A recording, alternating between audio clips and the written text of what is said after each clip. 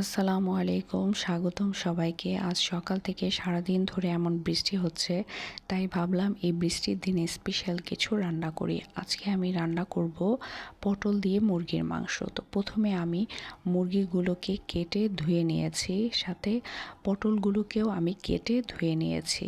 এখন মশলা রেডি করব। আদা বাটা, রসুন বাটা, হলুদের গুঁড়ো, মরিচের গুঁড়ো।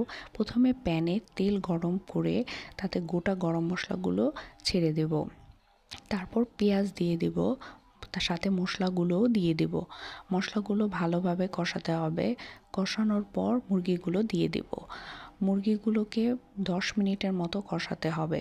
মুরগিগুলো কষানোর পর আমি পটলগুলো দিয়ে দেব। পটলগুলো দিয়ে পরিমাণ মতো পানি দিয়ে দেব।